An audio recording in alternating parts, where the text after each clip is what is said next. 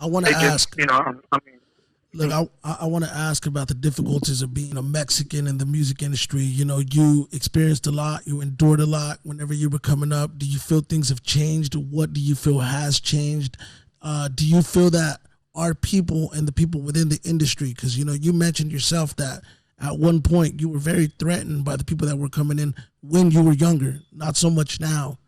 But do you feel that there's that sense of being territorial amongst each other with our positions? And above all, like, why do you think that it's still like this? We are the majority minority. I want to ask you that. Well, first of all, I forgot to mention Bo Bundy on my last answer. Bo Bundy, and there's other people that I forgot. FTR, those are some older school guys a little bit, but they're great, you know. But definitely Bo Bundy has a wonderful style. But you know, from way back in the 1800s, you know, to the early 1900s, Mexico has always been known to join forces with people in their neighborhood. Back then, they used to do drive-bys with rocks. They would run up on another neighborhood, and everybody would just fuck each other up with rocks. And then of course, you know, they also had knives and shit like that. And then it just kind of graduated to guns, you know. But the institution of gangs runs deep in our blood. So there's millions of us that were all separated in little groups, separated by neighborhoods. The entire state of California, it's like, you know, a northern part and a southern part. And I don't even know what the situation is. I don't know if it's died down. But when I was free, I mean, it was really bad, you know, the northern part of California kind of against the southern part. What we have to understand is, yeah, there's millions of us. But don't forget, millions minus millions still equals zero. We still cancel each other out. And that's really what we're doing. We're canceling each other out just because we have this genetic DNA where we want to fucking claim territory. Like, we fucking had any say where the fuck we would be born. It's absolutely illogical, man. It's just illogical to fucking sit up there and try to say that this is your territory when, first of all, it's owned by the government, and second of all, you have no choice on where you were born. So that shouldn't influence what you should represent. What you should just represent is just love. You know what I mean? Like, represent your people. You know, like I always say on stage, I represent two fucking colors, brown skin and green paper. You know, so, but it is literally in our DNA. And let me tell you something, 9 out of every fucking 10 Mexicans in this prison, 9 out of every 10 started out in some little fucking gang in their neighborhood. A few homeboys got together and said, hey, yeah, let's call ourselves the so-and-so street gangsters or whatever. Every single one of these 9 out of 10 people started off in some kind of little bullshit gang in their neighborhood. And this is where that life leads you. This is where you go. There is absolutely no future for a gang member. There's only 3 futures. A casket, or a cage, or getting out of the gang and having all your own homeboys want to kill your ass. That's the only future for a gang member. It is absolutely the most self-destructive thing I've ever seen in my life. And we will never be able to see ourselves at the movie theaters. We will never be able to hear ourselves on R&B and hip-hop stations, or really, there's no radio stations for Mexican Americans. We will continue to be that fucking hidden race of millions, the biggest minority in this country. But you would think we don't even fucking exist when you turn on the TV. As long as we keep canceling each other out, we will never get any kind of ground on you know, and get any kind of position and get any kind of piece of the pie. Let me tell you something, bro. I'm from an all-black hood. That's probably what saved my life. Because when I was 1 minute left. When I was raised up in the Mexican hood, motherfuckers were trying to kill me left and right. It's like anybody that kind of shines or whatever, there ain't no congratulating. It's all hating. You know, I've been gifted from day one, and all it's done is damn near get me killed 1,000 times. And every fucking record label that I was beefing with were all Mexican-owned record labels. It's just fucking ridiculous, man. You know, but I don't want to rush my goodbye, so I'll give you a call back and we'll finish up. Yo, okay. So real quick, you know, I've always said this. I've always said that being a Mexican in the game, we work twice as hard to get half the recognition. How do you feel about that sentiment? What are your thoughts on that? And let's start, you know, winding down because I know you got other calls to make. Well, like I said, the Mexican-American actor, the Mexican-American rap artist, and, you know, really I'd say Mexican-American, but, you know, really we're all the same people, from Mexico to Honduras to El Salvador to Guatemala to Nicaragua to Ecuador, to Honduras, and all those states, all those countries, I'm sorry. We all have that same Indian blood. We're all the same people. We're all those little short, mean motherfuckers. So when I say the Mexican race, I'm talking about that whole big piece of dirt right there. Because we're really all the same people. But there is no home for us. Now, if we spoke in Spanish, which I wish I fucking knew Spanish, I've been trying to learn Spanish for fucking 19 years. I got the same Spanish book. Let me tell you something, that's a hard-ass language to learn. But I do know, you know, a little bit, you know. Sí puedo hablar un poquito, pero no mucho. But yeah, if you're Mexican and you rap in English, you have no home. So I wouldn't even say work twice as hard to get half as much. I would say work 10 times as hard to get 1/10 of what, you know, is deserved.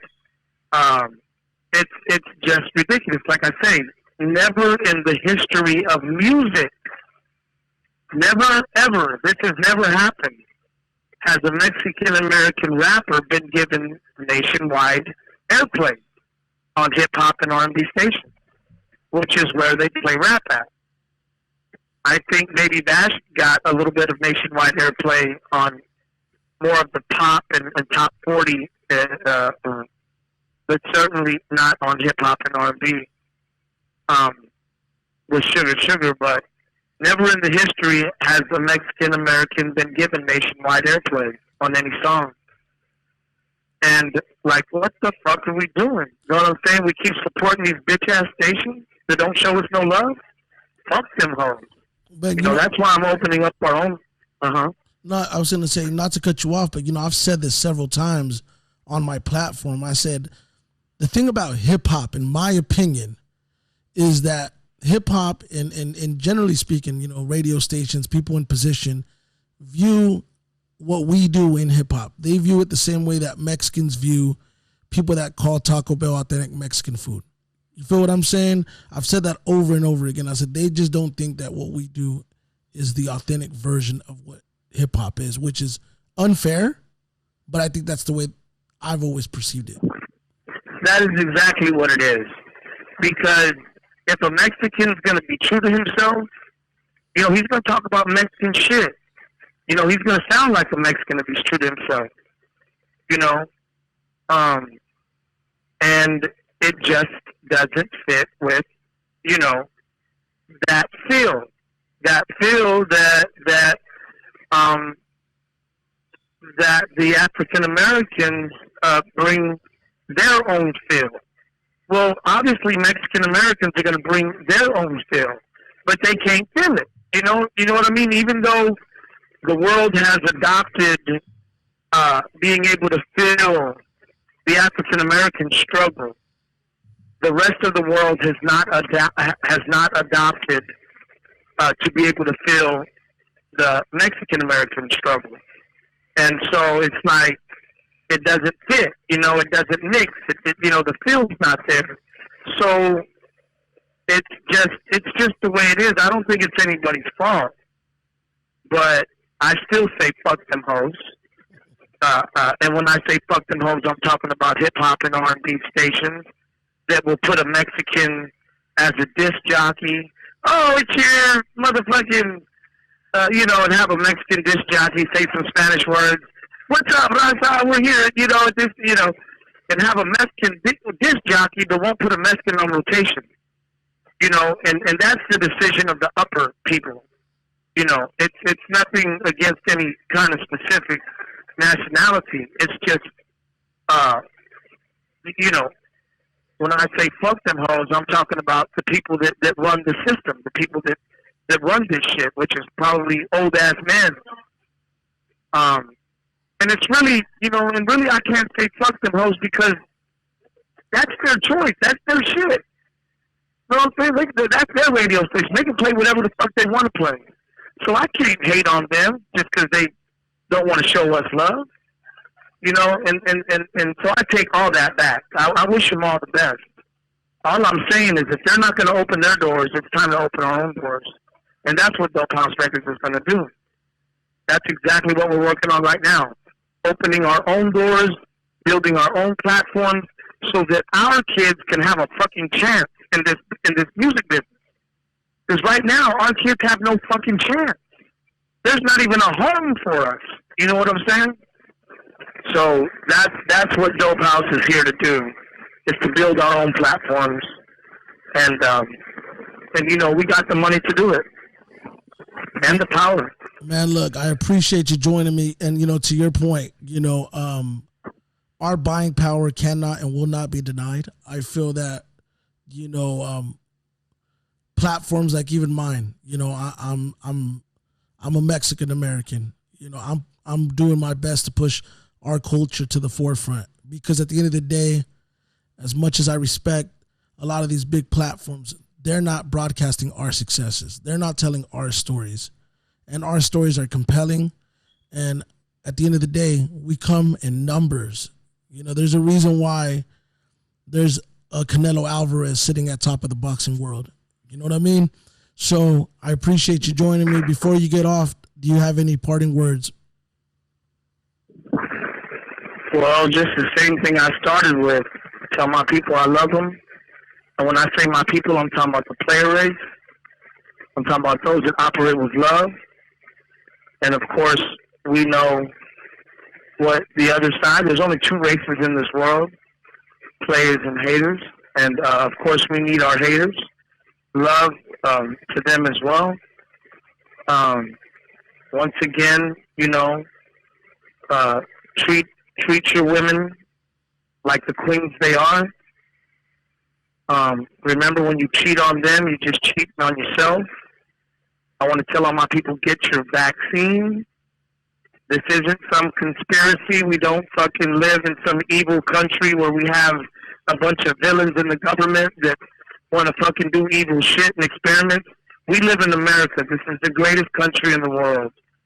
We got vaccines for measles. We got vaccines for the mumps. We got vaccines for the fucking different shit. Get your vaccine, man. Get your vaccine. Save your life. Take care of yourself. You know, people are dying needlessly. I fucking got my vaccine, and I mean, it ain't no big deal. It ain't nothing. Your arm is a little bit sore, but I went out the next day and hooped the shit out of everybody on the fucking basketball court. You know, it's just another vaccine. They're not gonna. America is not gonna fuck over their own people like that. Like, what the fuck? We're trying to, you know, we're trying to take over the world, you know, and bring this freedom way of life to the world. Why the fuck would we hurt our own people? You know, these vaccines are to keep us alive and to help this country. So, that's really all I want to say about that. And I appreciate, you know, the interview. That was a very, very good interview. Smooth. I appreciate it, man. Appreciate it. You know, I know you said you'll be out. How soon? Probably 19 to 22 months. Already, man. Day of and Day of Unity is what day? Day of Unity is November 14th at the Bayou City Event Center. An absolutely magical night. For the first time in over 20 years, SPM will be in concert through the amazing technology of an avatar. But I'll be there. It'll be me. It'll be me there, you know, laughing with you and crying with you.